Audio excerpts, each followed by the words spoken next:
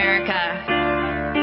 I grew up in the land where phrases like, I have a dream, meant something. I grew up where I believed that freedom existed, that that's what I was fighting for. I believed that the Statue of Liberty was a symbol of our liberty, that we all came from all over the world because we didn't want to live underneath the monarchy, that our founding fathers made America the land of the free and the land of the brave. I don't care what you say to me. I don't care if there's a shadow government or there's people out there that's trying to take it away from us. This is America, damn it, and I'm taking it back. And now your host, Terry Joyce. All right, welcome to the Freedom of Joyce show here on American Freedom Radio. And thank you so much for tuning in today. If you were live, this will probably be a YouTube video later. And I have a really great guest that I'm going to bring here in just a moment. She's been on the show before, I believe, like a couple months ago, and did very, very well. The YouTube video got quite a few views. I'm going to bring on Cara St. Louis here in just a moment. And the last show that we did was about the FAE. And it was quite popular. A lot of people have an interest in the history of the FAE, or what we would consider fairies, or a race of people that pretty much was believed to have seeded somewhat of the human race here. And so that was a very interesting show, and I'm going to bring her on in just a second here. One of the things that I wanted to bring up, there's a couple things that are on my mind right now that I just want to share with you guys that I think are current and going on in the world right now. And I know that I'm not going to talk about last night's debate yet. To be honest with you, frankly, I didn't watch it because I need to, because I probably need the material. But I figured that I could just do the highlights on YouTube or wherever, or maybe just observe my friends on Facebook. I don't know. But I don't really have a television here at the moment, and so maybe that's a good thing. But one of the things that I did want to talk about was I saw an interview recently of Hillary Clinton on Zach Galifianakis' show. It's a Funny or Die video, and I thought it was really kind of bizarre, because I swear to God, I thought it was one of those kind of like green screen kind of things where they kind of imposed her body, and he was basically asking questions, and they were cut away to, you know, words that she said that matched his answers. And I could swear that there were a couple times where her expression looked exactly the same, as if, you know, for, you know how like in a comedy piece, you know, they'll do a cutaway at somebody's face with a quizzical look, or just kind of a certain expression that, you know, is somewhat of a punchline to the absurdity of what was witnessed before. And they kind of did that with her like 2 times, and it was the same expression. And I'm thinking, that's why I thought it was fake. I thought it was fake. I thought it was a hologram. I thought that Zach Galifianakis, I hope like Zach Galifianakis. I think that's right? I think I got that right. I thought that he asked questions that her campaign wouldn't even allow to be asked. And there were some things where he'd say, well, you know, your daughter and Donald Trump's daughter, they're friends. Do they ever talk about the boyfriends that like them, or maybe their dads? And I'm like, whoa, you know, although that was an insult towards Trump, but he did bring up, you know, Hillary's, you know, vacillating on the TPP and all that kind of stuff, and I don't know, it seemed like Hillary was rather lifeless. You know, it's like she's kind of foggy. She seemed foggy to me too, as well, which is, I think, a statement on, you know, her health, which I suspect that we're not privy to what's really going on here. And just, I don't know about you guys, but just by watching it I'm wondering if she's even going to be healthy enough to take the candidacy itself. Some people think she's dead already, and we're just getting body doubles and holograms. I mean, I don't know if anybody's noticed how advanced technology is, but I just watched a video of Celine Dion singing with a holographic figure of Elvis, which was so realistic. I think that it would absolutely blow your mind. And I was like, wow, well, why, how hard would it be to have, a holographic president? Oh, wait, we already have one. That's Obama. No.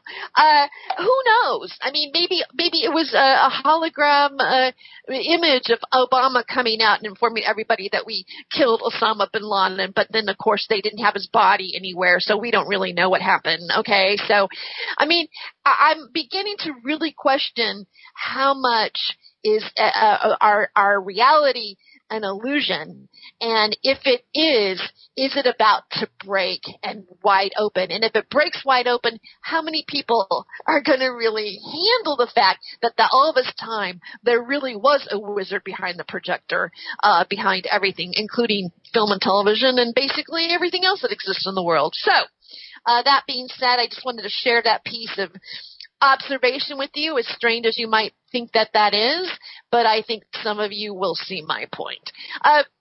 Right now, I'd really like to welcome my guest today. I'm excited to have her back. She's a published author, and an expert on many fields. And I'm probably not giving her. I know I'm not giving her the right intro that I should be giving her, and I hope she forgives me. But I'd like to welcome to the show Cara St. Louis. Thank you for coming to the Freedom of Joy show. Back to the Freedom of Joy show today. How are you? Hi, Terry. I'm fine. That was quite the commentary you gave on the president and the debate and all that, especially since you, like I, did not watch it. Anyway, but what was really, really enjoyable about what you just said was it really did summarize the situation that we find ourselves in. Not necessarily as you're talking about the players or the holograms or the clones or whatever it is, whatever the hell it is we're watching, Terry, when we have to see it. Now, can you hear me okay? Yes, I can. Okay, just want to make sure. You got so quiet there. Anyway, okay, so it isn't just about the characters that we're watching. That's just theater. That's just bad theater and really bad theater, right? But that's the distraction. And so, but the reality is, you are correct. We are engulfed in a patched together, tightly knit. You could call it a hologram. You could call it a trance. You could call it anything, really. We're asleep at the wheel, basically, and there's this, there's a film. There's a film that we're caught inside, essentially. However, as my friend Randy Moggins, our mutual friend, I think, Randy Moggins said to me last week, what you're doing is reverse engineering. And I like that. I really like that he put it that way, because in fact, that's exactly what we're doing. But what I'm doing, I'll catch you up to speed here in a second. Sure. I was going to Australia to debut to just give the maiden voyage of my lecture on the FAE, which I did. It was a very interesting trip. Have you been to Australia? I have not been to Australia, but ever since I saw Muriel's wedding, I've always wanted to go. Right? Yeah. Right. Well, let me tell you something. I went from London to Boston because I needed to stop and see my kids because the school year was just out. That's another thing that I do. Is I'm also a teacher, but anyway, so I go to from London to Boston. I go Boston to LA. I try to stay out of LAX with every fiber of my being because it just never works for me there. I don't know why.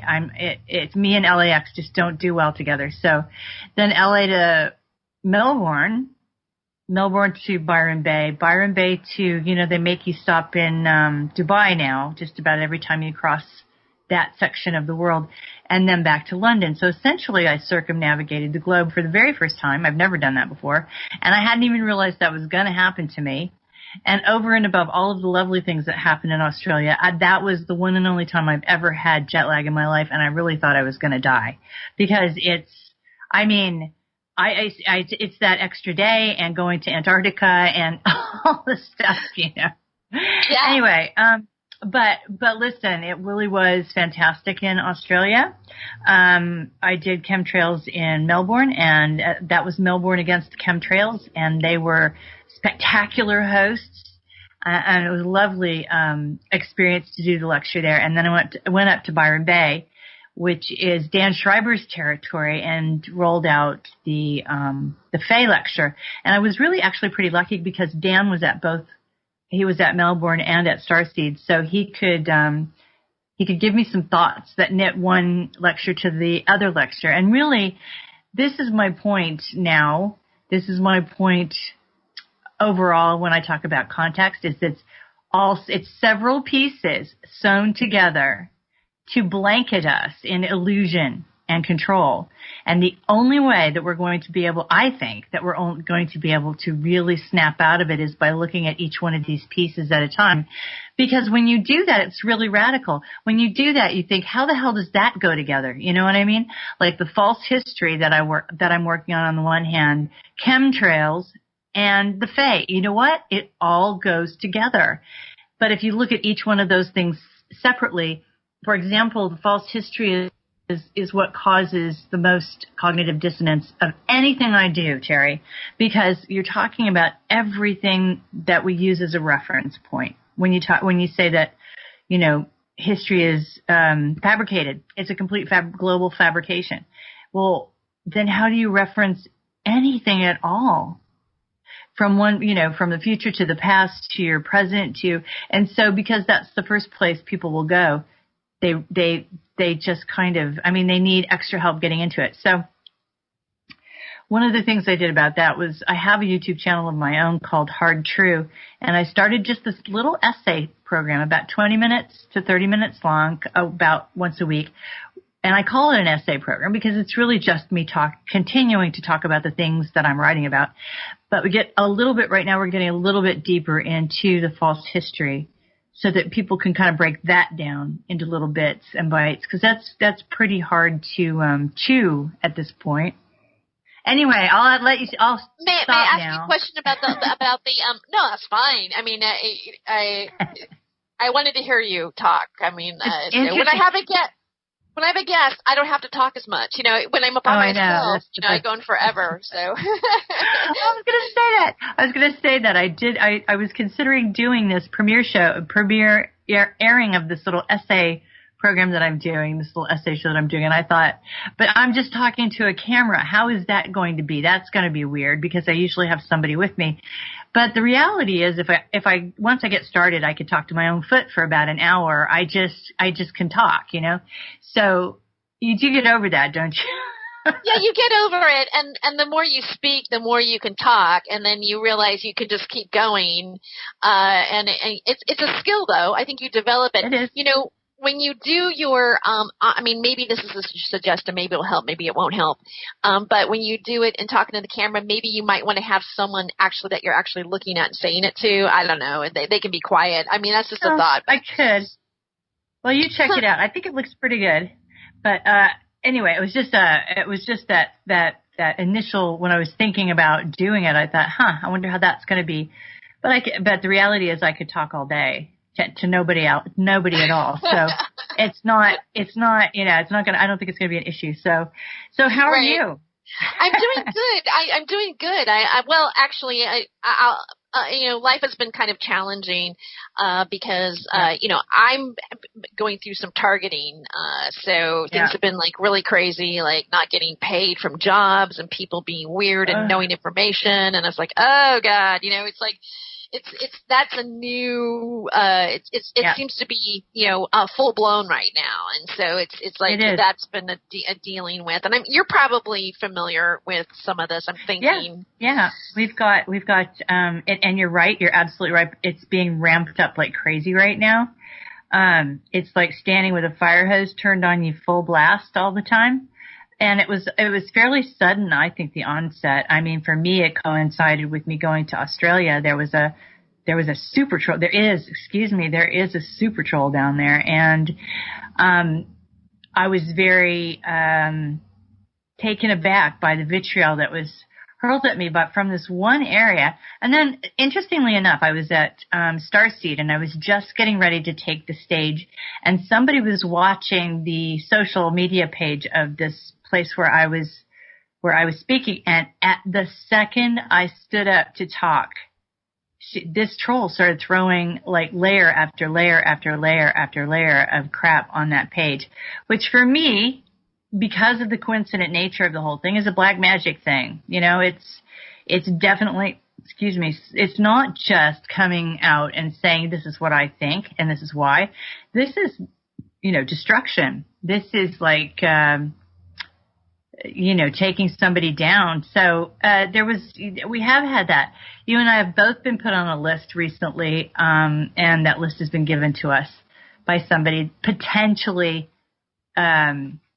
just ramping up a little bit more psychic attack. And but for me right now, because of the leave, the medical leave that I'm in right now, it's difficult for me to tell. It's difficult for me to tell what is what, you know what I mean?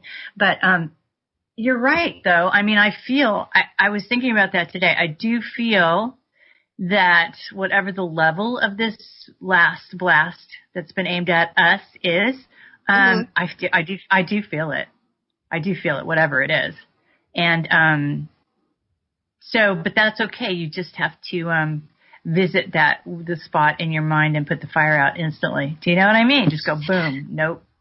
Yeah, I do. I mean, I do know what you mean. And, fortunately, I've been able to meet some people and, get a few skills. I'm still learning. But, I don't even want to say it almost, but it's staying grounded, I think, and just going, you know what, I'm not going to get emotionally phased by that, right, and not hang on to all these thickness of stuff. And if you got it, if something, and then there's a couple of situations where I thought, well, maybe I made a mistake. I took the wrong tactic in dealing with this. And I had to, talk to a few people and, get that straightened out. But lovingly though, it all worked out with this kind of love energy around it between the people that I was talking to. And so I feel good about that. Ultimately, I think there's mutual, it was just kind of a misunderstanding, a miscommunication, because everybody who witnessed something like that happening to people, a lot of people get activated and they certain way, and it just it kind of spreads out. I even had made a post about it, just kind of warning people of what was going on. And I didn't put any names. I didn't tag anybody. I didn't do whatever. But the way it was perceived, and the way and whom found themselves in it became really emotional. And I ended up actually deleting the entire thread because just energetically, I didn't think a bunch of people had to keep mulling over that and going over something that was already in the process of being resolved and taken care of, Right. And so I made those choices. It's interesting to see how powerful social media is, and then again, how sensitive some of the stuff that we're doing right now. And you mentioned like the black magic and the occult aspect of it. That's the part where you're just like, whoa, and then yet I'm learning that they're like, you're saying, no, I don't accept this. This is like, you don't have any power over me and in my domain. Yep. That's really the magic word. Nope. I say no. But one of the things I wanted to go back to, there's a question I want to ask you. When you talk about false history and how people react to false history, are there any specific things that people get triggered by when they think about that aspect of history not being real? Is there a breaking point for some people that you've noticed? Well, the first place that they come up against that's difficult for them is when you tell them that an extra 1,000 years of history has been inserted into the timeline that never existed. But if you think of history, if you make yourself a visual for yourself, say a box, okay, and somebody cuts that box open and inserts an extra 1,000 years worth of box. Do you know what I mean? A certain bit of box. then you can see how you can, and if they do that while nobody else is watching, do you know what I mean? And then some new people come in and they see the box. They think the box has always been that way. Do you see? And then they have children and they think the box has been that way, and they have children, they think the box has been that way. And pretty soon anyone who might have known that the box wasn't really always that way has died. And you have yourself what we know as a fact, a historical fact that the box has always been that long, when in fact somebody inserted a chunk into the box. It's really, if you think of it that way, it's quite simple. But if you say the timeline, our history, because you know what, that's as 3D as it gets for people, 4D really, because you've got to put time in there. But that's as huge and as all-encompassing as it gets. That's history. That's everything. That's, you know, what's happening right now, what's the future, what happened tomorrow, maybe, and what happened yesterday, and what family line you belong to, and do you know what I mean? It's everything for people. So if they can get past that insertion of extra time that didn't really exist, and the fact that extra time was sort of populated with dynasties that didn't exist before then, and, you know, great heroes and champions that didn't exist before then, and, you know, because you had added the extra 1,000 years, you then had to push back the zero when Jesus Christ was born, and that's how we start, you know, doing our time forward, AD and BC. I mean, you can't. The science indicates strongly, quite strongly, really almost proves, I would say, that Jesus the Christ, that particular figure, was a medieval character. Okay, born in the 12th century, died in the 12th century. Okay. So if you stick an extra 1,000 years in there, then he gets moved back to zero, and see how it can get very sort of complex in your thinking rather quickly. However, what I did was there are 3 people really who are my prime sources on this, Terry, and I always encourage people to go looking for them. The one that they're going to have the least success finding is a fellow called Erhard Landmann, because he's in Germany and he's in his mid-80s and he's in really, really poor health.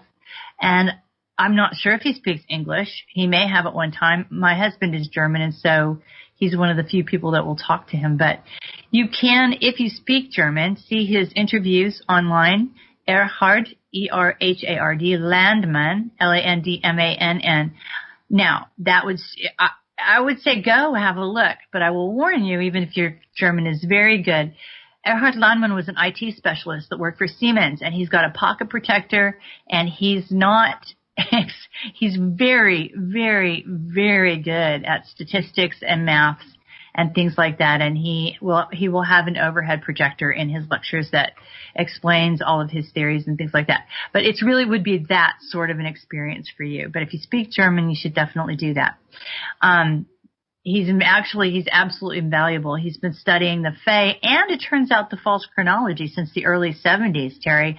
And of course no one believed him. Of course everybody ridiculed him, and of course he was just about to die in obscurity. And then, you know how the universe works. People around the globe, like a salting of them, a smattering of them, will all of a sudden cotton on to the same thing. And it will be like, it's time to come. It's time to come out. And so this particular concept probably it's starting to come to the surface. And that's wonderful, because I get all kinds of people who are sending me things about the FAE that really do help my research, or appearing on my door or whatever. They've been fantastic. Okay, so anyway, the next one is a woman called Sylvia Ivanova. And Sylvia Ivanova has a YouTube channel called New Earth, one word. And she talks about the survivors of Atlantis being right behind us by just a few years. And so I would go there. Her science is rather good, if science excites you. And if it doesn't, her intuition is also rather good. So there's something there for you and for me, right? Anyway, so go there, check it out, but please start with the first one, not with the 40th or 50th one, okay, because you'll get very confused and upset. And then there is Anatoly Fomenko, who is a PhD in astronomy, mathematics, and statistics, working at one of the top universities in Russia he has a team in the hundreds now working on the false chronology. And the reason for that is that the false chronology, which was developed in the 16th century, has been vigorously opposed since the minute it was born. I mean, Isaac Newton wrote, the last book he wrote was about how the chronology that had just been foisted on the people was false. Johannes Kepler, the same thing. He was right there. He said this is an absolute lie. And so people through the ages, mostly in non-English speaking Europe, have been aggressively challenging the timeline for a very, very long time. But since they keep the continents separate from each other, it's very difficult for us, any one people, to know what's going on anywhere else. So anyway, so yes, what I've learned recently, though, is the false chronology and the FAE and chemtrails absolutely go together, because these are three ways in which they are holding our attention, changing our perception of who we are and where we are, and affecting us both chemically, psychically, electrically. I mean, every way you can think of, they're affecting us. And it's funny because one of the things I wanted to do to try to help people with the false history, to kind of, give them a hook to get started with this, was just pick something that crossed the boundaries in all of these things, or at least a couple of these things. And so I thought, so I came up with this idea of discussing the month of February, which is, it seems sort of left field and everything. But the reality is the first two letters of February are FE. That month used to be the first month, if not, it was either the 12th month or the first month. I've read both now, and I'm still looking for a definitive answer on that one.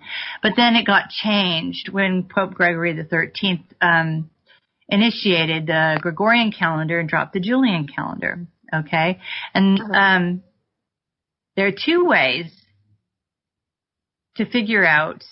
There are two ways that are make it evident that the chronology is false. Okay, one of them is astronomical, and that has to do with the motion, if you will, of the moon for about 300 years, when it seems to have lost its mind, and then after that 300-year period and its travels, it settled right down, and everything became fine again. And no one can astronomically explain this phenomenon, except that they're trying to come up with a new quality to gravity, which has never, they just have never been able to solve that issue, and it doesn't make a lot of sense. It's certainly not an Occam's razor kind of answer to the mystery. But and then I found out when I was looking at February, thinking that both of those things went together, that Erhard Landmann talked about the chronology. Of course he would have. It's just, he talked about everything that we're talking about right now. But the way he described it was that Pope Pius XIII hired the two guys who made the new chronology. That was Scaligarius and Dionysius, both French Jesuits who lived in the 16th century. And prior to that, it had been because when he tried to celebrate Easter, after he had changed the calendar, he found out that the days didn't match up. I don't know. There was some kind of religious conundrum because, you may know, I don't know if you're Catholic or not. I'm not, but in the Catholic Church, I do know that they have saints days, they have every day really has a kind of a celebratory, it has someone in it or some thing in it that links you back to the church, right? So anyway, he wanted to quote unquote straighten out Easter. All right. And Landmann said, look, if you just go back far enough and take all these little, such that these little pieces of days, like when they added February 29th and those sorts of things, you'll find out that when you get before that, before Pope Gregory and before Julius Caesar, that Easter doesn't work out. The 10 days, there's 10 extra. He went through this whole thing where he explained it. It was actually rather easy, and I'm not doing a very good job of it at this point because I just came across it yesterday. But the reality is it's easy enough if you're into math or you have a computer to go back and fix the day that Easter was on. Now, I ask you, Cherry, this seems like a silly question, but I find this rather important. if you can fix the date that Christmas is, even if you know, and most people know it's not the right date, right?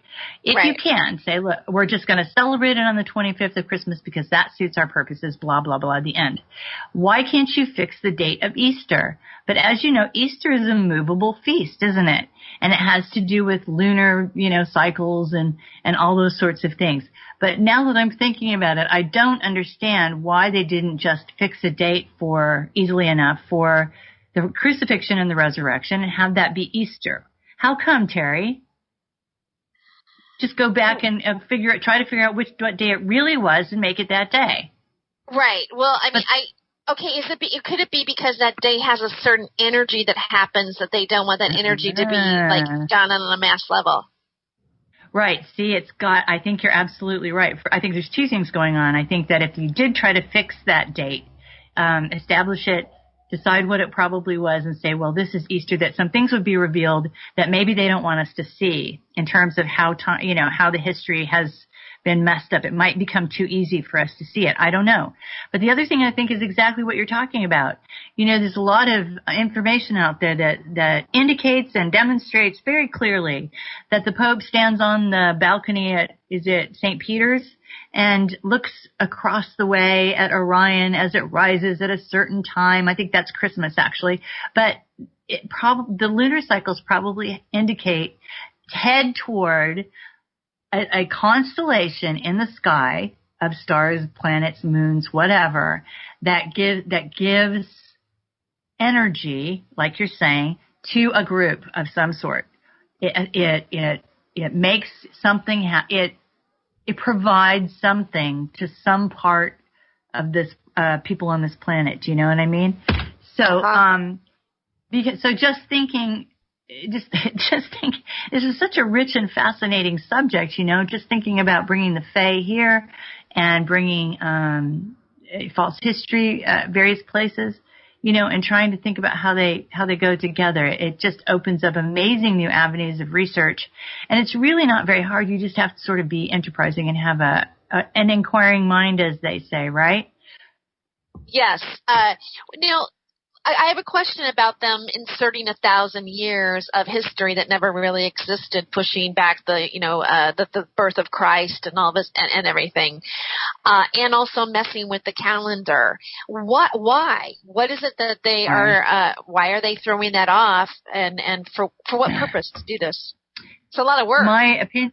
Yeah, it is a lot of work, but I think we're dealing with entities who think in terms of centuries and eons, and human beings are light on their feet, and we are graceful, and we glide over everything, and so we're very in the moment. We don't think about centuries and eons and evolutions of planets, but that's kind of our adversary certainly does and certainly operates that way.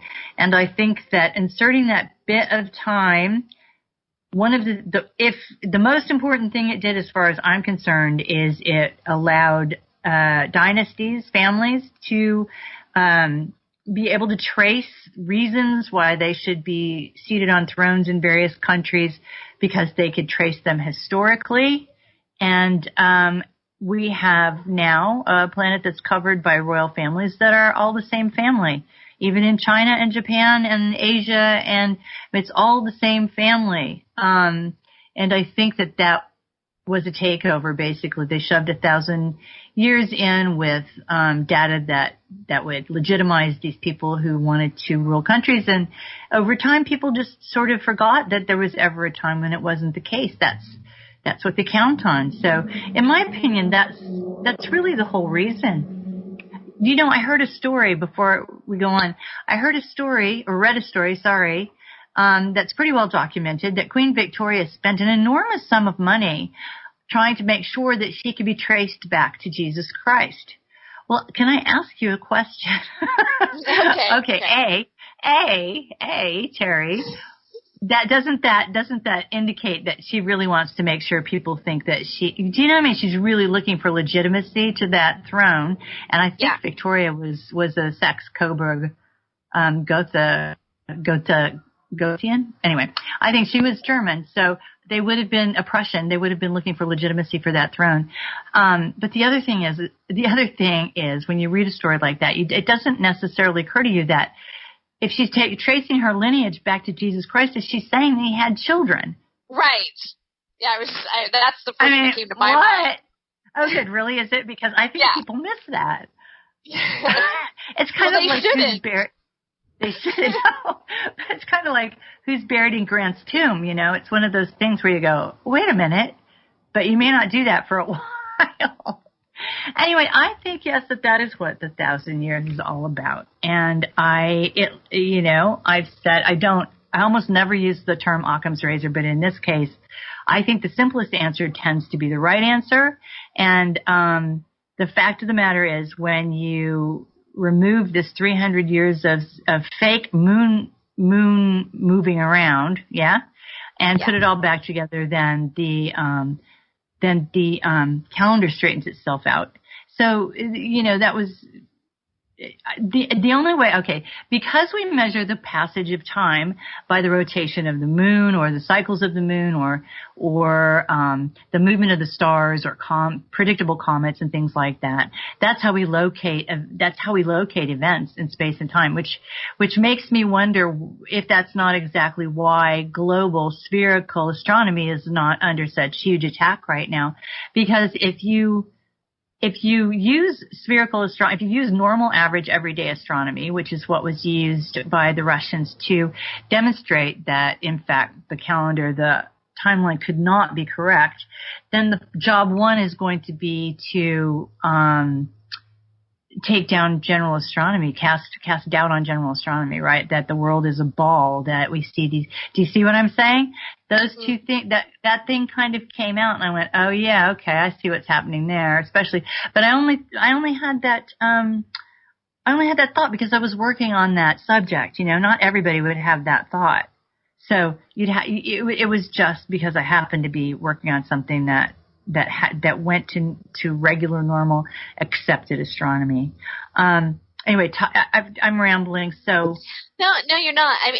There is a question I have about the timeline situation, and the motivations of these families that wanted to give a background for the reason why they should be ruling the world. Basically, where did these families come from originally? If they were able to come in and just go, you know what, we're going to rewrite history and validate our existence. Again, maybe I'm asking a redundant question to people who are in the know, but I don't think so, because this information has been sitting in Russia trying to get out for a very long time. The fellow who I'm talking about right now, Anatoly Fomenko, started working on this in 1973. So it's been, a few decades, and it's been sitting. It's only recently that these books have come to light. So no, I don't think that everybody knows. And this is based on my best memory. I don't have the book sitting right in front of me. But my remembrance is that there were families coming out of the Slavic states, not Russia, but like Slovenia, Croatia. That area seems to be, to the best of my understanding, where these names just started appearing out of nowhere as kings and princes and, rulers, despots, rulers of pieces of territory and things like that. This is something that Fomenko noticed. I'm going to take his word for it, because he is someone who notices, he doesn't just notice these patterns. He makes it his business. He makes it his business to, I think what he did was come up with, say when he was examining different dynasties, to try to figure out if they were the same dynasty or different dynasties, because, people do also overlap history quite naturally, and that has to do with, being too far away in time and space, and not really hearing about something that's happening 1,000 miles away. But you know what I mean? And sort of things overlap that really are separate things, or things are separate things that get determined to be the same thing. But anyway, what was the question again? Tell me, because I'm lost now. It was, where did these people come from? Where was their origin? Their origins. Well, and also, this is something that we're still piecing together, because There's two things, really. First of all, I talk about, because there's no other way to talk about them that I've found yet, and that is the bad fairies and the good fairies, okay? Sylvia Ivanova talks about something similar when she talks about the survivors of Atlantis. She said that there's a predator that's been chasing them through the ages across the planet, you know. And so you could put those into the categories of bad fairies and good fairies if you wanted to. And so it does always go back to all of this stuff always goes back to the Fae. The other thing that you have to take into consideration is somewhere along the line, and I think that will straighten itself out when we get the timeline straightened out, is that the Teutonic Knights came from the Middle East to subdue the Germanic tribes as well and create this artificial construct that's Prussia. And the Prussians then proceeded to take over a lot of the world. And it could easily be that these families are of Prussian origin, which is not, by the way, in my mind, German. It's an artificial construct. I think we have to separate those two things out. I think that when I use the word Prussian, I'm talking about masters of psychopathy and, you know, slave drivers and really sort of an evil kind of fella. Now there is still a Prussia, and there are still people who call themselves Prussian, and they are their culture to them is beloved, and they don't consider themselves to be anything like what I just described. So, and of course they're absolutely correct, I'm sure. But the reality is there was at one time an overlord network that had captured the Germanic tribes and called itself Prussia and turned itself into this war machine. That probably doesn't have a darn thing to do with the man on the street who thinks he's a Prussian now. But we do have royal families covering the globe that come, I believe, and I think that it's really been proved. We can also talk to Thomas Sheridan about that one. Our work crosses the streams a lot. But I think it has been fairly well documented and suggested that most of the ruling families come from a Prussian bloodline. So when you ask me a question, who would want to put that 1,000 years in, I'm probably saying who would want to do it, who would want to keep it going, and who would damn well want to keep it hidden. You know what I mean? And again, a lot of people think that the royal families are, you know, for example, in the David Icke camp, that there's a reptilian bloodline, or there's something going on here, or that some of this is of archon or extraterrestrial DNA within these families. What are your thoughts on that? Is that an accurate description? At the moment, what I'm willing to accept is and I'm not saying I don't accept the things I'm not mentioning, but what I'm truly willing to accept via my own life experience is the presence of reptiles and the presence of the Fae. The Fae come from the planet Phecta in the Big Dipper, and not too far from there is the planet Draco, okay? And I know that I personally know half a dozen people who self-identify as Draco. And why I have no reason not to believe them. You know what I mean? I do know that these people tend to not want to be in the same room with me because I'm a Fae, and that's diametrically opposed to who they are. They're here to conquer the planet. And the Fae, all of us, we're the seed race of the Fae. So it's really all of us are here to protect the planet. So, I mean, these are the opposites, the enemies on the front line right now. So, and in terms of, I do believe, yes, that, like I said, that there is a reptilian presence here on this planet, okay? Whether or not they are actually part of the royal family, I think they probably are. I think that there are people who talk about reptiles who I know people have seen a reptilian eye in person. Like, if you sneak up on somebody and surprise them, you'll get a flash of something you weren't expecting to see. Yeah, and they also just had this thing, Terry, in England that I thought was redonkulous. I can't believe they did this. But they had this thing called a RepCon. Did you see that? No, I did not. I did not see it. So Reptilian Conference, I guess. Right? Oh. RepCon. I mean, come on. So what do we do? What are we doing with this? We're going after the same people who go to Comic-Con, or are we joining the ranks of? We really would be joining the ranks of popular culture in a big way, wouldn't we? If RepCon, with something like RepCon, wouldn't we? Anyway, that was going on in England. Well, yeah. It does mean that it kind of signifies. The reptilian sort of conversation, I think, has gone quite mainstream in many ways. Yeah, true. There are people that say, I even think like Jesse Ventura brought it on to his forum on the conspiracy theory show, and so he researched it. I don't think it was very thorough, really, right. But it was still out there, and so it's in our consciousness. It's in our pop culture now, where yeah. But you remember, you're probably not even close to being old enough to remember, but there was a fellow who did one of the very first YouTubes on talking about having seen reptiles underground, and then he ended up dead. I can't remember what his name was, but gosh, I sure can't see his face in my mind. And he was in a wheelchair for a long time too, because he'd been attacked. What had happened is he was working in New Mexico or southern Colorado, one of those two areas, and the government or the military or both was sending these people deep into the ground. And somehow he ended up down there with, he said, as I recall the story, with a Marine. He was with a Marine, so it had to be a military installation.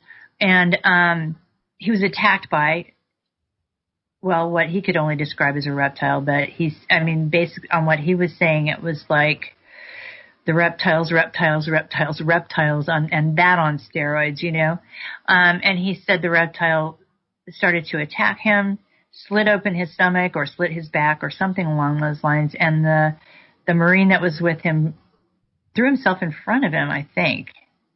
Anyway, I can't remember that. I think that's the entire story, but he'd been working on this government project forever, and then it wasn't too long after that a friend of his was killed for talking about it, so he decided that he was going to talk about it, and he was punished for that, ended up in a wheelchair, and then in the end, he was definitely killed. He was found with something wrapped around his neck, But the guy this was so long ago, Terry, and the guy was so clearly believable and so genuine but that is one person that I have never doubted. And so because of that one testimonial so long ago, I've always thought that was probably true. But what we always have to be careful of is the embellishments, because, we live in a world that's driven by Hollywood, don't we?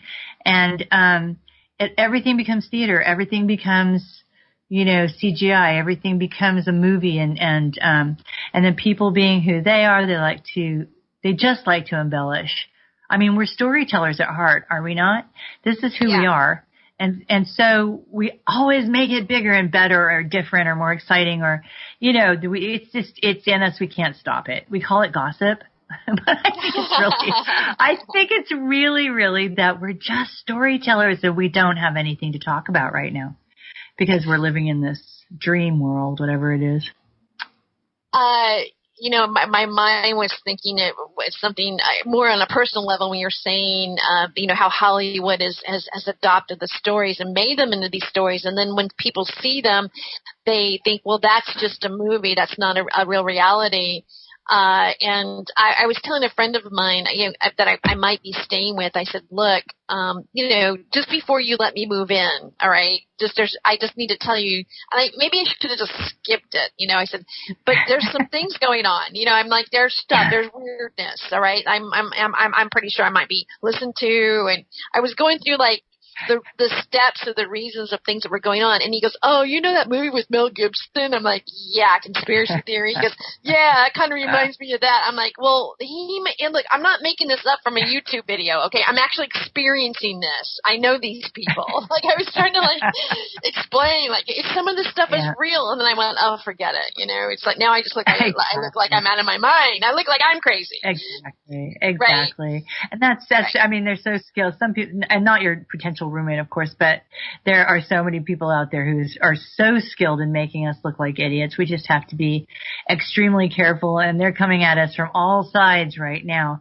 But Terry, just ever so briefly on the subject of these people who are, some people say they're stalking us. Some people, these people who are trolling us. Let me put it that way, because that kind of encompasses a lot of territory. Okay. I don't want to spend any time tangling. Do you know what I mean? Because I think two things are going on. They love the attention, and their job is to keep us distracted so we don't do our work. So we kind of have to just acknowledge that we know it's going on, maybe post some names and then just get on with our work, Yeah. It's the only option we have, because we're giving them their 15 minutes of fame as well, aren't we? Yeah, and that's something that's the real realization for me right now is just don't even give them attention, because once you do that, then you fueled more energy into it. It's like, no, they don't even need to have the energy. It's like, okay, yeah, what are you doing in front of me? Okay, fine, next. It's like, thank you very much. You're entertaining. You're better than most. Now move on. Yeah. Anyway, yes. So we just have to learn how to deal with this. It's one of the things have you seen some of Randy Moggins' late reactions to these kinds of things? They're very entertaining, and he's just freaking had enough, man. He's just all over the place. Shut up. Yeah. No, he went pretty crazy. I mean, not crazy, but he was he made some comments, Yeah, he did. He got Good excited. For him, right? Yeah, Randy. Yeah, I love it though. I love it. I do too. Anyway, it's one of the things that we've learned though in the last I take that back, really. It's one of the things we've learned since July, since we had to start coping with this idea that there was a man down, and how did that happen, and was it an accident, and was it, neglect on the parts of the people who were viewing him, or was it, was he taken out? Or of course I'm talking about Max right now. Yeah. And some of us got dragged into it who were completely, I mean, it was just bizarre. And they talked about it instantly. They talked about it all the time, and it was very sensationalized. But the thing is, no matter what it was, it really did a lot to change. I'm going to say change, because change is a magic word, Terry. I'm going to say change the alternative community, and I think in the end it will be for the better, because at just about that same time, all kinds of heroes started falling. Did you realize, Zen Gardner and, old Miles had his ship is he's the only one on his ship anymore. And just, I don't know, just everybody, so many people just started to fall. And bravo, right? It should, people like Zen Gardner should be brought down. And I don't know. I know Ken O'Keefe briefly. I know him briefly. I know him a little bit because we were both at the People's Voice for a while, and I've had some emails back and forth with him. But I also know somebody who was recruited into that and bailed on it because of what she saw. Somebody I spoke with in Australia, somebody that I trust implicitly. So look at all the stuff that's going on, man. It's like a train wreck out there right now. So, that's really just been since right before Max died. So what the heck? We have to, and I think that's what Randy's reacting to as well. And, we have to decide what our business is. We have to decide, how much we're willing to put out there. And if we don't put more out there, is anyone even getting our what we're bringing? Do you know what I mean? There's just a lot to think about in these terms, but I think it's a good thing because it's really forcing self-reflection for all of us. And interestingly enough, what I think is going to be sensational is when all the dust settles, to see the handful of people who are still kind of standing there. Because for me, that's going to say who's genuine and authentic in a way. Do you know? There'd be a few people still standing there or still sitting there doing their work, while they're hunkered down in their bunker and everything else is, all the rockets are flying around them. Because really one of the things this did was turn some of the alternative community against the rest of it in a way, very much the same way that the flat earth theory does. I have, nothing to say about that except that I can't believe how divisive it is. So there are all these kinds of things out there really attacking the alternative community. Some of us are being targeted. Oh, wow. There we go. Some of us are being targeted, but we're going to get right back to that. But that's not what it's about. No. It's about us all changing and the magic word. Exactly. And so we'll be right back with more Freedom of Choice right now after this break. Stay tuned.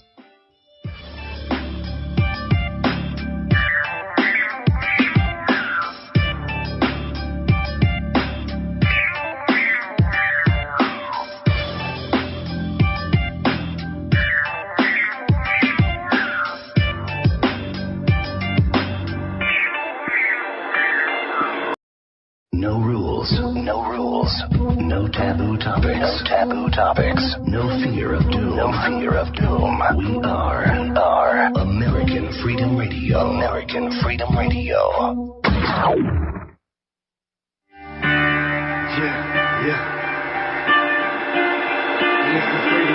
You see, I grew up in America.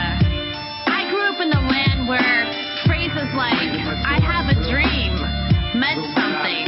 I grew up where I believed that freedom existed, that that's what I was fighting for, that our founding fathers made America the land of the free and the land of the brave. This is America, damn it, and I'm taking it back. And now your host, Terry Joyce. Hi, everybody. Welcome back to the Freedom of Choice here on American Freedom Radio, and I'm happy to be back here after the break. I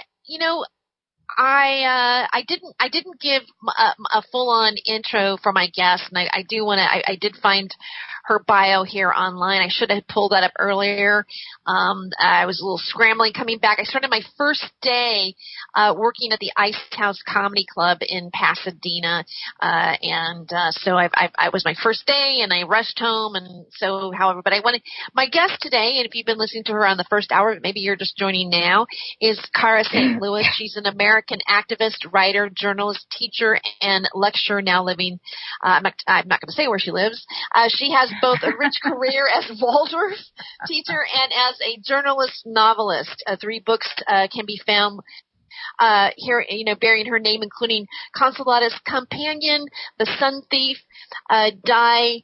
Oh gosh, I'm going to pronounce this wrong. How do you say that?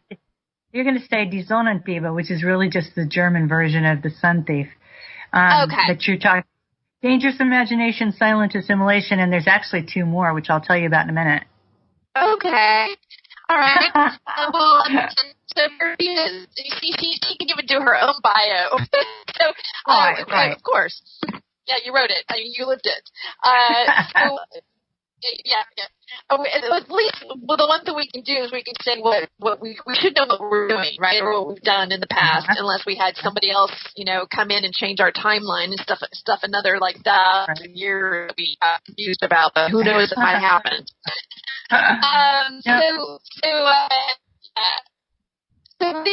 What are your next 2 books coming up?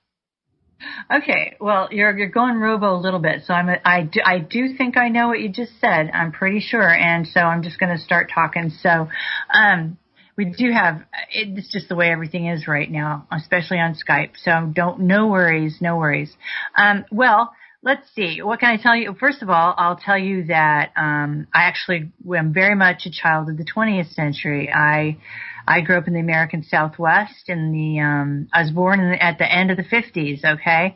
So I am amongst a slice of the population, the world population, that I would call the bridge generation, all right?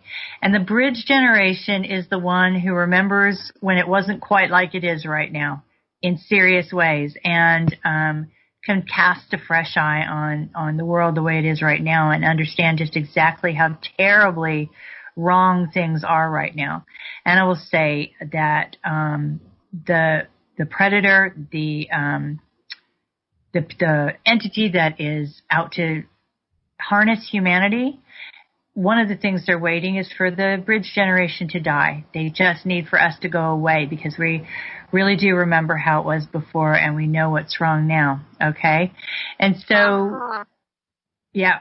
And so it's really, really important that people of that generation, of my generation, and anybody who considers themselves to be part of that, push as hard as they can to make sure as many people as they can make listen to them, understand in no uncertain terms, or at least have access to the information of what's going on right now, because we only have a limited amount of time. I honestly feel like our children are here to turn the tide, but we have to make the space for them to do that. Because they're here to turn the tide, I think the children are under demonic levels of attack.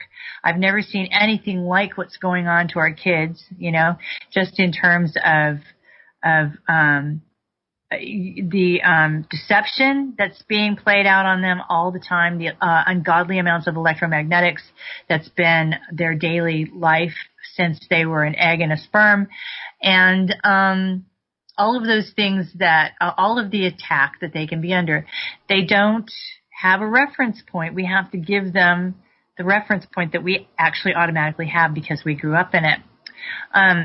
Anyway, yeah, so I grew up in the Southwest. My family were all ranchers, and my grandmother was a nurse. My mom was a teacher till she started working for the Navy. I mean, it seems like a completely different, I don't know, it seems like the distance between Egypt and today anymore, that difference between what things were 50 or 60 years ago, I guess, and the way they are now. So we are really at a pivotal point in history, and we have to step it up and get the word out and really start breaking through the illusions in a radical way.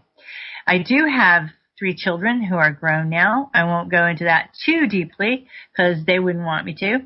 And, but I love them, and they're fantastic. So, of course. Of course. And, the children are the reason that we're doing what we're doing. So, and then I am a teacher. I'm a Waldorf teacher. And so I got involved, in matters of education, my honest opinion, my honest experience is that if you love your children, you will get them away from the government schools. You will get them away from the pedagogy and the curriculum that was designed by the Council on Foreign Relations. And you will do something different with them and for them. I encourage you to choose an alternative school, but not just some charter school that's adopted state, curriculum and state guidelines, but happens to be run by the parents.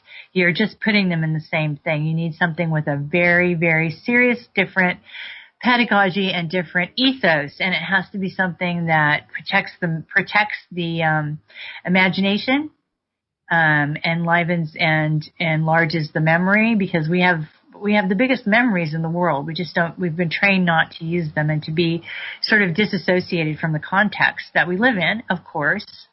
So the 3 children, and I'm a teacher, and I've always been a writer.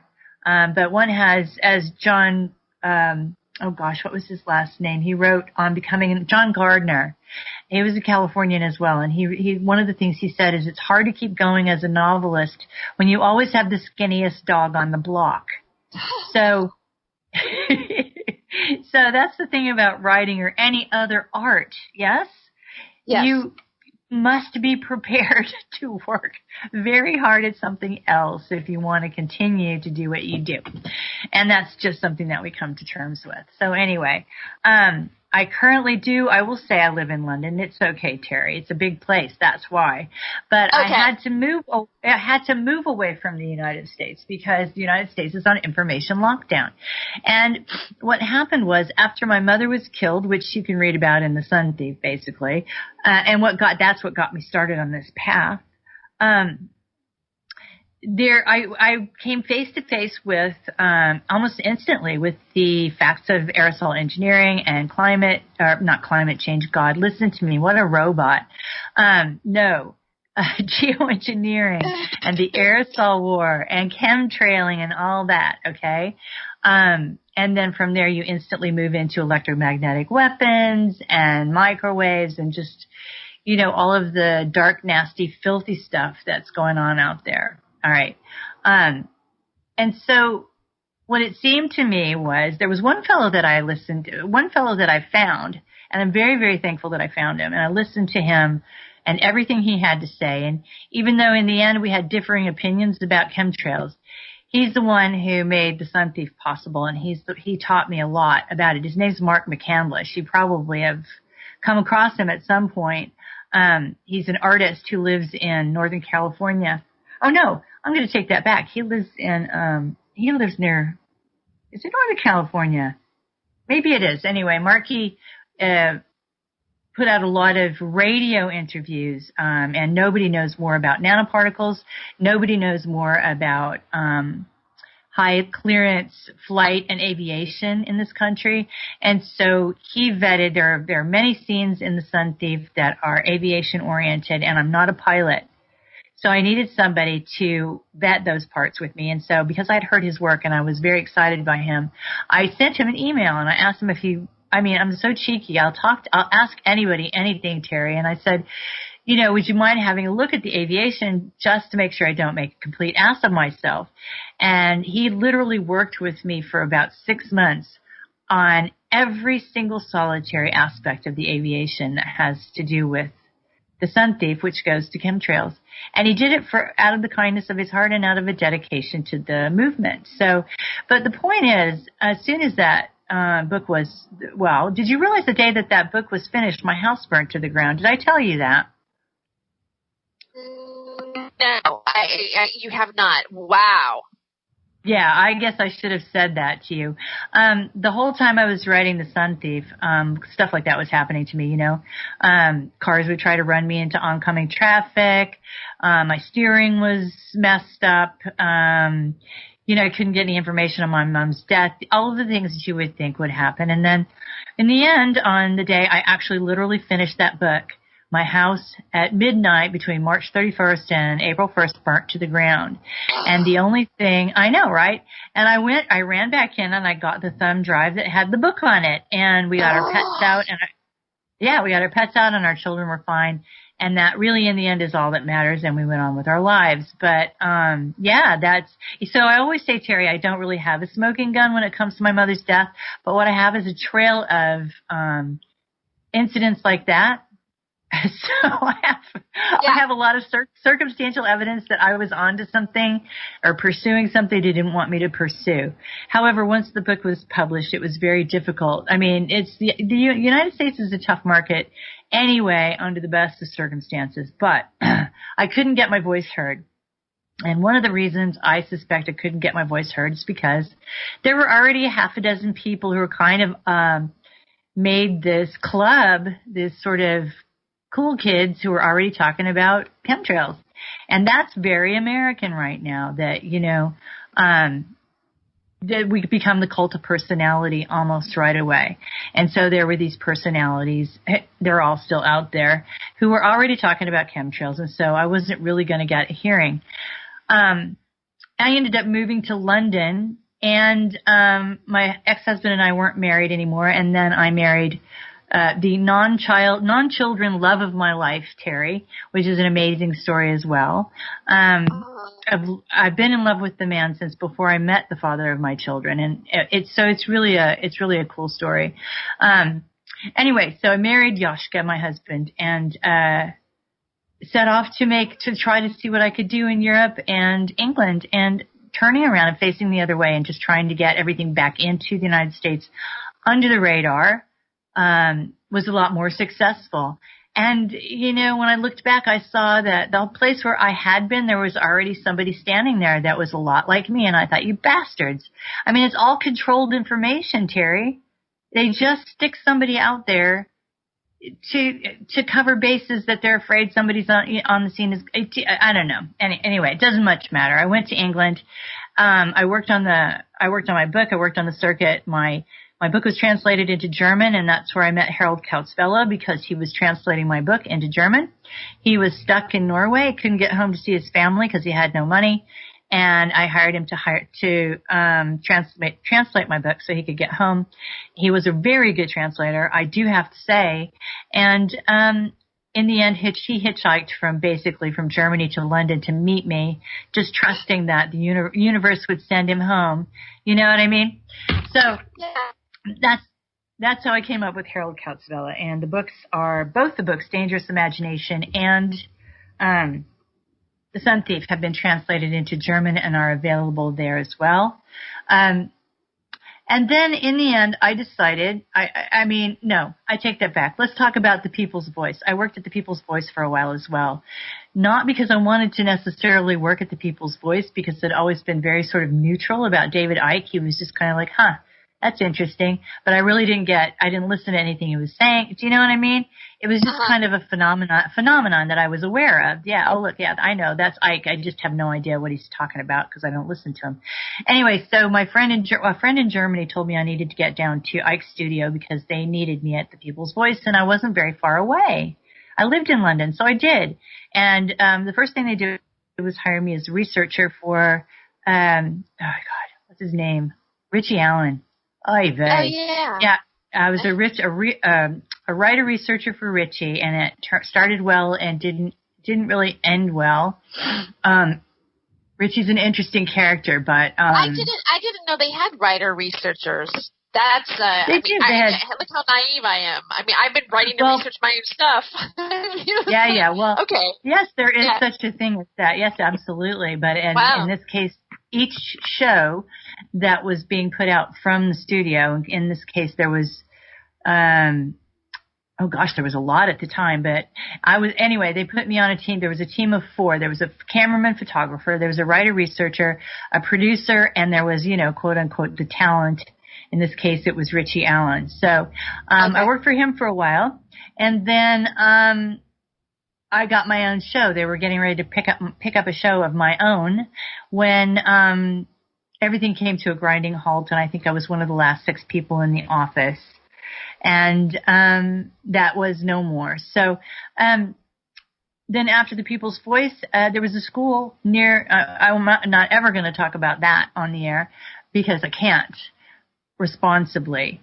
But I went back to teaching. And I continued to do my projects and write and travel and lecture and all those sorts of things. Now, having said all of that, Terry is well aware, because I've asked Terry to help out in getting the word out, that this particular period, which is the autumn term in England, I am actually on what they call compassionate leave. And we would call it a sabbatical. That kind of thing, or maybe family leave anyway, because my youngest son is quite ill, and I was faced in the winter and early spring months with making a choice, because I also support my youngest son. I was forced with making a choice as to whether to keep teaching, knowing that he needed me desperately here, or to try to arrange a sabbatical with my school and come here. And they were wonderful to me. They were lovely. They said, of course, and we'll get someone in to watch your, to take your class while you're gone. Unfortunately, we cannot pay you. So I am on an unpaid leave of absence until January. And as I said, I support my son as well. I support myself, damn it, just like the rest of us. People think that when they see people like David Icke, who's a cajillionaire, or who's the other chemtrail? Dane Wigington. He's got a cajillion dollars as well. I mean, that's not what it's like for most of us. We're the 99.9% of the activists. We got to work, man. We got to work. We can't eat while we do what we're doing. So, anyway, so I'm not working, but my son is, as I said, very ill, and I've set up a donation, a way to donate to help us keep going through these months. And a couple of hosts have agreed to help me publicize that. Terry's one of them. And you can donate, and I hope you will, and I'll try to be very specific right now. To a PayPal account is worldlectures@AOL.com. That's one word, lowercase, worldlectures@AOL.com.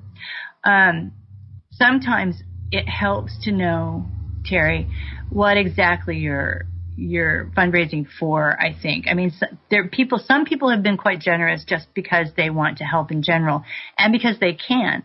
Most of us are trying to figure out how we can squeeze the $20 out of our paycheck to help, Right. Yes. I know that's how I always do it. If there's something I really want to make a contribution to, it's like, oh man, can I really? Anyway, right now we're in the phases because I've been in the States for a month. So what we have left is one more rather involved set of evaluations at Children's Hospital in Boston within the next week or so. And I hope very much that we'll find out then, subsequent to those, whether or not he has to have his spine opened up again, because his issue is that his issue is in his spine, and he hasn't had to have surgery on that since he was about 8 years old. But he's had 10 surgeries between the ages of 5 and 15. So this is not a new thing. But it's a very serious and very important thing. And so since I know the statistics in this country for sure, and I know that there's probably a significant portion of your listening audience who understands what it's like to have a chronically ill child or to be chronically ill themselves. And the expenses when somebody's not working get absolutely overwhelming. So I'm going to be extremely forthright and, not embarrassed at all, and ask that people who are following me or people who feel like they can make a donation so that we can get through till I get back to school and teaching in January. I think that's really all I have to say about that. I do have to say thank you so much, Terry, for helping me with this. There were, a handful of people who are willing to do it, and I'm very grateful. The other things that I'm doing right now are I've got a second book in the Imagination Chronicles out, which is what Terry had asked me, an hour ago, probably I've been talking. But what I've done is take Dangerous Imagination, Silent Assimilation, and turn it into a trilogy. Okay. There's Dangerous Imagination, the book I wrote with Harold. The second one is called The Workbook, and that's what I'm at work on right now. Now, there's a fellow called Duncan Rhodes out of Australia who suggested to me on the last book that I should serialize the book, and I didn't want to do that because I think those two sections really had to go together to achieve the effect that we were hoping for. But what I'm doing right now is I'm making small bits of the workbook, and that's turned out really well because, as I said before, I think we have to encounter these things one course at a time and really get our head around each one of these things. And so what I've done is I've taken a literary term back from television. I'm calling them episodes. They are books. They are chapters in a book, and each chapter is about 50 or 60 pages long. And as soon as I get each chapter of the workbook out, I post it on Amazon so you can have a look at that chapter. And I always put in my primary sources so that you can go have a look and flesh it out for yourself if you want to. But the purpose of the workbook episodes is to give you a substantial, well-grounded, well-researched explanation with several examples and illustrations and things like that. Whatever would help you engage with the material when you first meet it. And so I kind of consider that to be my job, Terry, because it seems to be, it really is what I'm doing right now is making these episodes. There are 2 episodes out. One's on the false history and one's on the FAE. Okay, so there are really 5 things out that you can engage with, and I really, really, really encourage you to engage with this material, I'm writing it not for myself. It's great for me. I learn a lot, but I'm writing it for other people to engage with. So please do so. Find a portal for yourself and, let's talk about it. I also have an authors page on Facebook. You can find me there. I'm very responsive. I have a magazine of my own online called vortexcourage.me. That's www.vortexcourage.me. I think I've got something like 500 articles up there right now to go through in the archives if you want to. And I have a channel now on YouTube. I'm learning how to do YouTube. It's Hard True, 2 words, HARDTRUE. I've parked all of my interviews there after Miles Johnston screwed me over with my interviews on bases. I learned, and some fans sent me copies of those interviews, thank God. And so they're sitting on my channel now, and everybody can see them there, and any subsequent or previous pieces of work that I've done. And I started a little essay vlog. It's really almost a vlog where we can get down and talk about some of the some of it's personal and some of it's about the work that I'm writing. 13 is what it's called because 13 is the number of transformation. And the first episode is up. I encourage you to have a look at that, especially go all the way to the end because my brilliant daughter, who's an artist, did some really cool things at the end.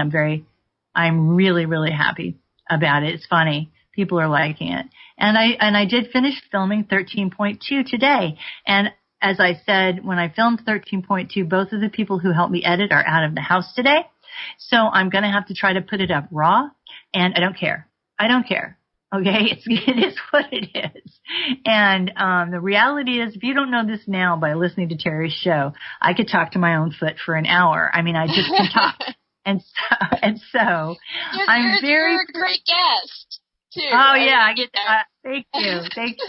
But I get to so it's actually really nice. I take my husband bought me this little camcorder and I take it with me, and when something comes to me and I really want to tell you guys, I can just turn the camera on, right? That's the most amazing thing. Or I can set up bullet list and sit down and do it in my living room or whatever, wherever I want to do it, and that's great. The only drawback, Terry, is that if I'm going to do stuff like that, I always have to have my camera with me. I always I'm probably preaching to the choir now with you, but I always have to do that. I always have to have something decent to wear on the top, and I have to put on makeup before. Yeah, you do your hair, you gotta get the lighting right.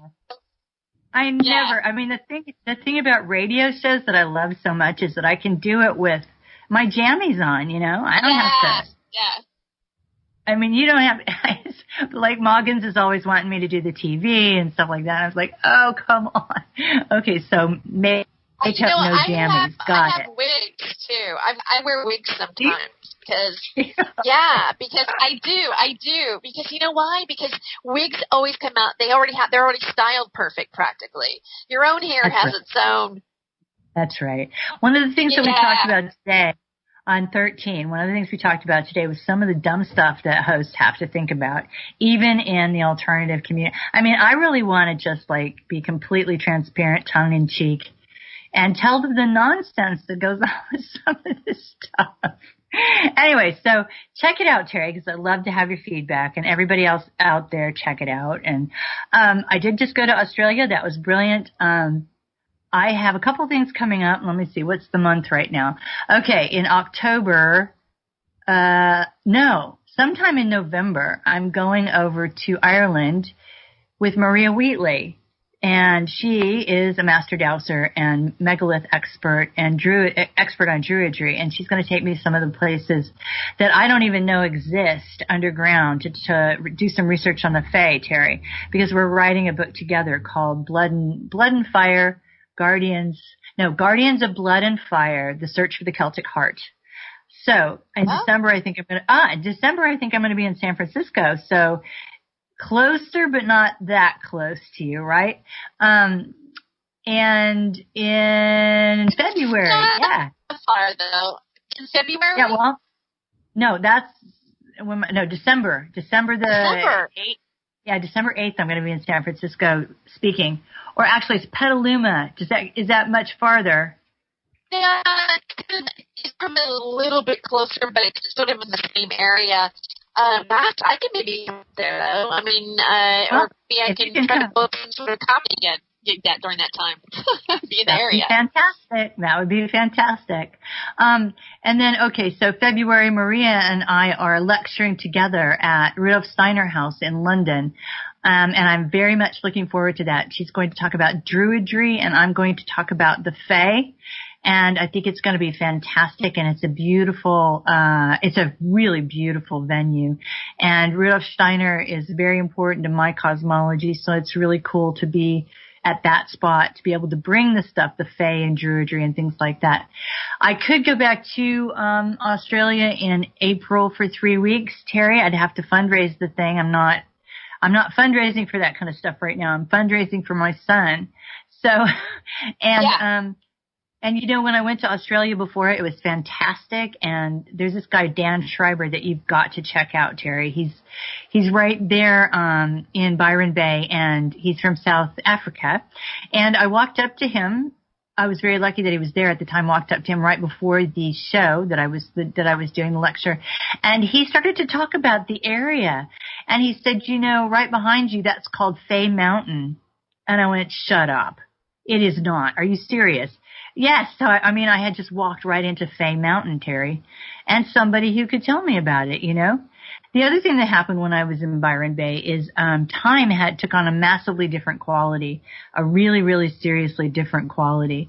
And when I talked to him about that, he said, well, that's because he points away from Starseed, just a little, he said that's because right over that hill right there, that's where time begins. And I was like, what? I really just wanted to, he was amazing, and I just wanted to talk to him about that, and I got pulled away from him and had to do my own thing. I know, it just didn't, so I'm going to interview him. I think I'm going to do a radio show on Capricorn Radio. I'm not sure, because yes, actually, I am going to try that, and if I'm successful, I will keep doing that. I'd like to, because I've got time.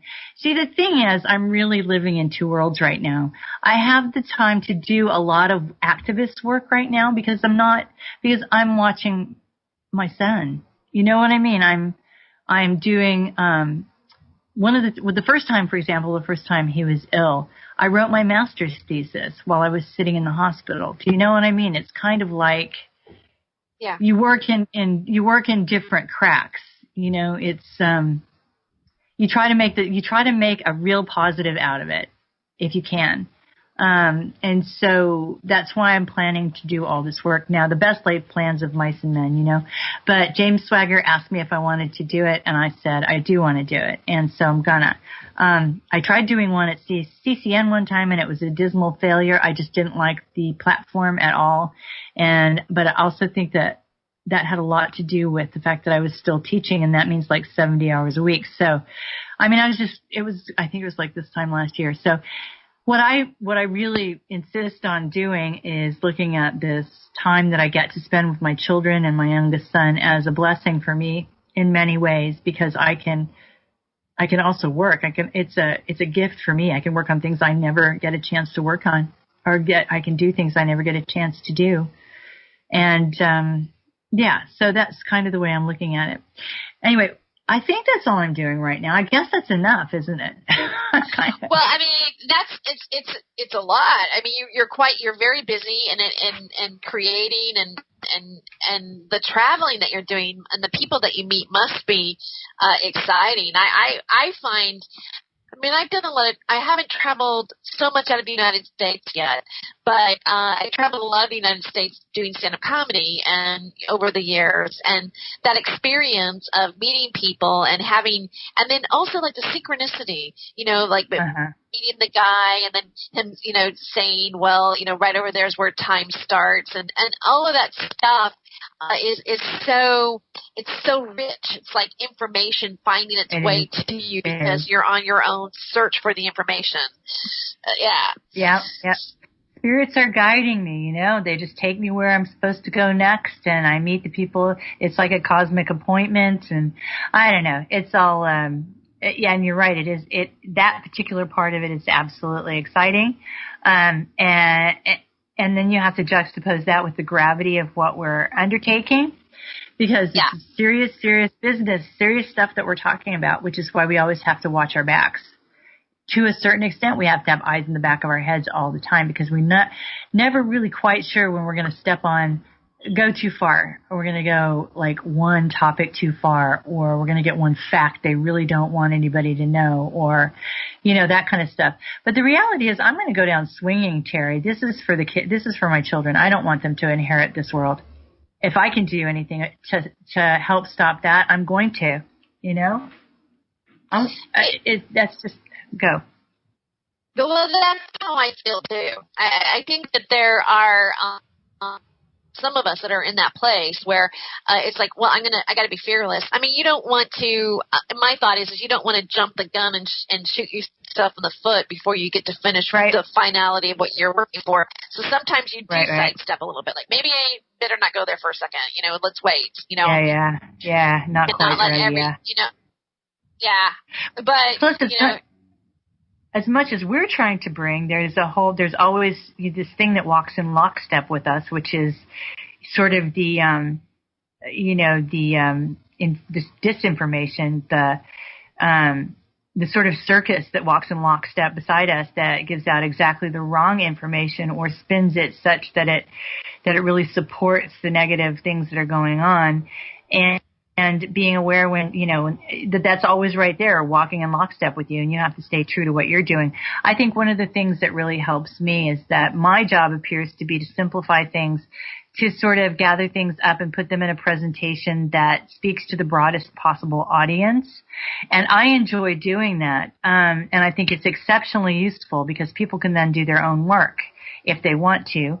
But when I first, actually, no matter what topic I bring, whether it's the FAE or chemtrails in the Sun Thief or any of that, the people who encounter that work who are very, very, very far along the path, at first they go bananas because what they really want is something that's, all the high level tech and all this and all that. And they get lots of that sort of thing in some of these volumes when it's necessary, like, Fomenko's work is all scientifically backed up and things like that. But the thing is, that's not who I'm writing for necessarily. I'm writing for the people, the broadest possible audience, and assuming that they'll join me because 4 years ago, I was raising my children. Not 4 years ago, excuse me, because my mother's been dead since 2010, but 6 years ago, okay? 6 years ago, I was raising my children, and, I lived in a completely different imagination than I do now. Do you know? Yeah. And it starts with I do know what you're talking about. It always starts with something very simple. For me, it was something very shattering that led to some very simple concepts. So the simple concepts that you send out in ways that people engage with them, really truly engage with them, is extremely important. So what I do is I say, for example, if you have somebody, Australia is still like a closed book, man. That's like a coffin that's got every nail in it. To get the information in there that you're trying to get in there that isn't sort of sanctioned under New Age. I mean, there are a lot of New Age communities there, but if you're trying to get in chemtrails or you're trying to get in something like that, mind control, transhumanism, man, I thought the United States was tough, but this is crazy. It's just under absolute lockdown down there. And couple that with the fact that it's really hard to get to, and it's really kind of expensive to get to in a way. I mean, it's going to take a lot to get that country opened up. Anyway, I can't remember where I was going with that. Oh, but the simple nature of what I bring. What you need, for example, if your Aunt Matilda really needs to know why she has an undiagnosed respiratory illness and her house is covered in chemtrails all day, every day, and you feel like maybe it would help, maybe you want to tell her what you think, or maybe you think, it's these situations, or your sister, your dad, your son, then the best thing to do is hand them something like The Sun Thief. I mean, this is a very thinly veiled fictional account of what I went through, but it reads like John le Carré, and that is all absolutely factual, and you get a tremendous amount of learning and information and technical data and all of those sorts of things, but you're engaged with the material. Your imagination is engaged with the material, and I think that's how we learn, Terry. You mentioned about, I agree with you, and you mentioned about how you had an incident that, you were a mother, you were raising your kids, and you had a certain type of an imagination, and and then you had a specific incident that kind of, you just say, wait a second, and there's a crack in the reality. Yeah. And once you see that crack, you got to keep going farther. At least I think a lot of us do. We don't ignore the crack. Right. You can't. I mean, if the crack is, you can't unsee. You can't unsee the crap going on in the sky. You can't. Once you entertain the thought seriously that this is coming, you can't unknow that. And every time you look at the sky, you're going to be profoundly uncomfortable just by looking at what's going on in the sky. Okay. So yes, anyway, that's what that's meant to do. And it just takes the thinnest little, the smallest little thread, and you pull the thread and off you go. I mean, for me it was 2010, when my mom was hit by that van and starting to wonder what the hell had exactly happened there. Was that, the thing is, you talk to people way up in the military who are now journalists or activists or whatever, and they will tell you that civilians working for the government are absolutely expendable, and that kind of thing happens all the time. So since she worked far and wide, everything from the Office of Naval Research in London, which is filled with Operation Paperclip scientists working on atmospheric physics and psychology and mind control and electromagnetics and all of that, to surface weapons in Dahlgren, Virginia, and she retired, she moved to Hawaii, and she worked for private defense industry contractors who were trying to get work from DARPA. I mean, God knows what part of that, or was it collective that she'd seen so much, Yeah. But my immediate response and I don't have a smoking gun, but I really do, and many people do think that she was just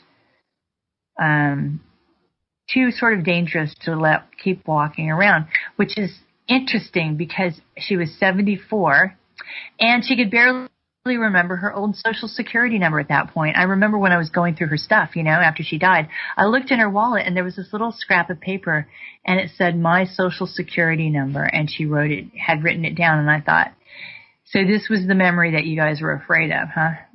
But they just they don't have any value for life, and they don't take any chances. So I would have just let it go, Terry. I would have just let it go as the most redonkulous accident and meaningless deaths that I'd ever heard of in my life, except that they wouldn't give me any information on her death. I couldn't even get a police report. And then all this other stuff started to happen. So as Mark McCandless said, if they'd left you alone, you probably wouldn't have written the book. So anyway. Yeah. Anyway. Wow, that's something else. Yeah, Cara. I know, right? I mean, yeah, 6 years. Yeah. That's been my journey, right? Yeah. But that's okay. I'm very grateful to my mother for the sacrifice. I'm very grateful to my mother for waking me up. I'm very grateful. And sometimes things happen. I mean, sometimes things happen that I think it's the most amazing testament to what she did. Wasn't too long ago. Actually, I guess it was probably a year ago. Somebody sent me a video, and they said, you have to have a look at this. It's a couple of minutes long. And in Germany, they have this thing right now called the Monday meetings. And traditionally, these are protests, and they happen all over Germany on a Monday. People get together, speakers come, or just citizens come with their bullhorns, and they just start yelling political, they just start talking about stuff. And at one point there was one of these Monday meetings in a place called Rostock, which is in northern Germany. I mean, really, really on the North Sea, cold and dark kind of thing. And shipping town, it says shipping town. And they were having a Monday meeting. It was dark, it was raining. And the video was of this fellow speaking German, standing under an umbrella in the rain. And he turned to the crowd, who God only knows how many, because the camera was on him, and he said, you've got to hear this. And he took out The Sun Thief in German, and he started to read. And I thought, God damn, look at that. Mom, look. You know what I mean? Uh-huh. I mean, it's just the most awesome thing in the world. So, yeah. Anyway, so I love thinking about that incident because it really, Rostock is on another planet, really, and it just lets you know how much her sacrifice has traveled out into the world. Yeah? Yeah. Yeah. Well, you mentioned at the beginning of the show about, your age group, Yep. being that bridge between, what it used to be like, Yeah. and what it is, now, and the younger generation don't have a reference point that the skies didn't have those trails in them so much. We didn't have, it was clear. We didn't have, maybe you saw an airplane go by, you might see, some exhaust that went away right away. It didn't seem to like spread out and become this huge blankets over us. And you have to. It's good that you're talking about the generation that's going to like help the other generation to know what that history is, so that we don't have someone else coming in and inserting another reality and everybody to get thrown off again of the reasons why we have a certain reality. Well, the thing that we have to bear in mind, though, is I'm not sure if I said this already, but if I did, forgive me. But the thing we have to bear in mind is that everything that we're bringing to bear, all the powers of observation, computing, storytelling, combined with statistics, all of the things that we're bringing right now to reverse engineer this hallucination, the other side's trying to close using all of those things as well to close any cracks, okay? Yes. So it's a race right now. It's a race. And we all need to keep talking. We all need to get the word out. We have to remember there's the 100 monkey theory, which in fact has been proved to be the case. I mean, it really does happen. If enough people know about it, then everybody starts to know about it, okay? There's this new kid on the block I'm getting ready to interview with. His name is C.W. Chanter. Have you seen him? I have not. He's very small still, but he's got a lot. He's got a lot of potential, and we noticed him, a lot of us, myself and Thomas Sheridan, right away when he started chewing Miles Johnston and Carrie Cassidy, a new one, over that show they did 5 minutes after Max Spears died. Remember? Yeah. I chewed over. I did a little chewing myself. Yeah, I don't see how you could. Yeah, exactly. So he just, anyway, he came to our attention when he started that kind of a discussion. And so anyway, I think what I felt was he has a lot of potential in the way that he's trying to make people think. Because we do have to relearn how to think. What's logical, what's not logical, what makes sense and what doesn't make sense. We've got to come out of this numb brain situation that we're in right now. And I think people like that can help. But one of the things that he says that's actually true and irrelevant at the same time is that the alternative community does not get the same numbers that, say, one of the Kardashians gets, or, you're not getting the numbers that really truly make a difference. So let's not, kid ourselves here and blah, blah, blah. And, but my response to that is, but we don't need everybody to know. We just need enough people to know. And that's the 100th monkey theory. And I dare you to argue that that's not the case. Show me how that's not the case. So anyway, it's interesting because one of the things that also came out of Max's death is that I think a lot of us are really thinking deeply about how to present what we're bringing such that people are engaged with it, learn about it. We can enliven it because that's our job, to bring it to them enlivened, and also point out to them errors in thinking, because we're not taught critical thinking anymore. Excuse me. We're just not. And so we're just way too accepting of things that get thrown out. And, probably because we're very trusting and because we're trained to accept them. It's part of the illusion. But anyway, so, don't remember why that came. Oh yeah, I do. It's the numbers thing. Yeah. So we just have to keep going until enough people know what it is that we want to say. Yeah. Well, I do, and I agree with you. And you are bringing up, kind of that's going on in our media, and I think that, we're realizing that this is really, again, it's an information kind of war too. It's like, how much realness or truth can you get out there? and really have integrity about what you're doing. And then that also, that truthfulness or the honesty of it, and then to kind of even question your own self. It's like, hey, I don't know. It just seems like some of the reporting that was going on surrounding certain events about people that were in this media. I'll say Max, for example.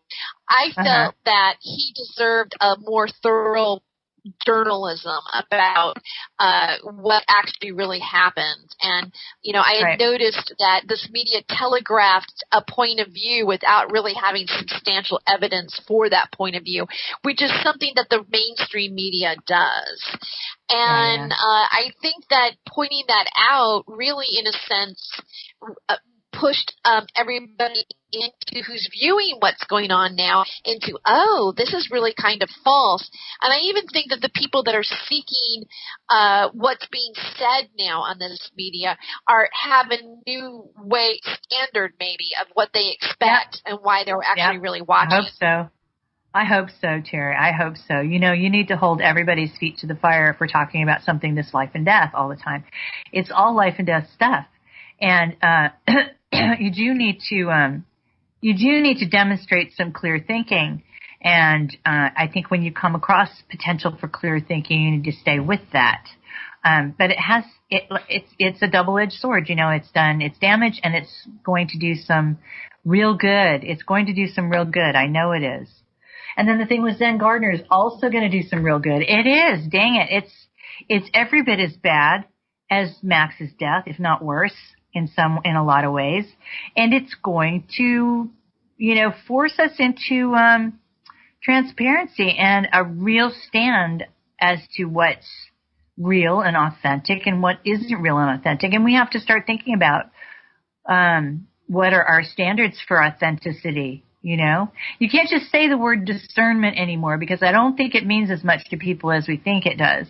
We have to talk about authenticity, I think. Is it authentic? Does it feel, truthful, logical? Are they admitting when something is scientific, when something is intuitive? What I really like, because it's one of my pet peeves, is when people acknowledge their sources.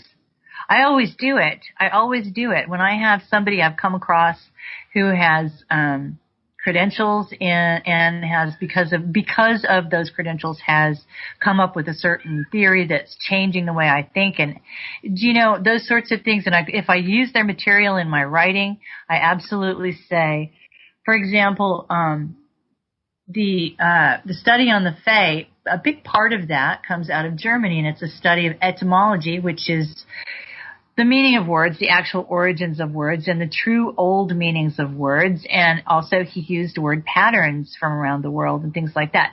So rather than pretend that that's my work, thoroughly, I certainly did my own work on that and added to that substantially. But fundamentally, that was his deal. And I want to say that because I want to say there was this astonishing man that I came across out of Germany, and he did the most astonishing work, and it's changing everything. And that's really important to do. Things start to get poisonous and kind of filthy when people run around and just start lecturing on stuff that they've stolen from somebody else. You know what I'm saying? Yes.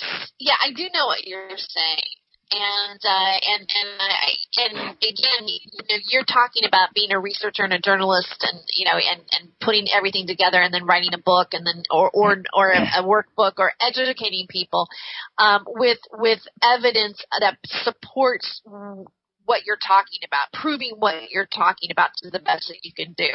I think that maybe even right. So I do understand what you're saying, and and that makes something. That's the way the normal process for writing books and talking about and being able to speak on certain topics anyways is, right? It's like you have you have a research. You're not just, it's not conspiracy theory anymore. It's actual factual data and where your sources are and why you're backing up what you're saying. Exactly. Right. Well, and then there are but because of the kinds of things that we do, not necessarily in things like the false chronology, which is pure history and social history and astronomy and math and statistics and all of that.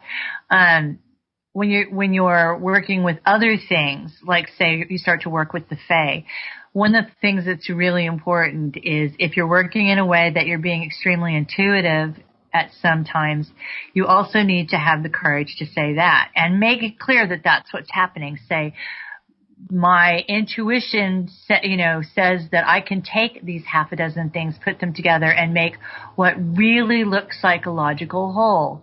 But, you have to preface that by saying, this is something that I can't necessarily quantify, but I'm going to put it out there because I think it's real and I think it's true. The example I always give is my very favorite example of stuff like that is in the movie Contact, when Matthew McConaughey's character asks Jodie Foster's character if she loved her father. And Jodie Foster's character says, well, of course I did. And he says to her, well, prove it. I mean, there are things like that are facts of our life that you can't prove. Right. That's very, very true. All right. Well, thank you so much, Cara, for being on the show. I can't wait to have you back in another time, and best wishes to everything that you're doing. Thanks. You were listening to Freedom. Thank you. It's Freedom of Joyce. I'm Terry Joyce. I'll be here tomorrow. Enjoy the rest of the shows here. Good night. Good night.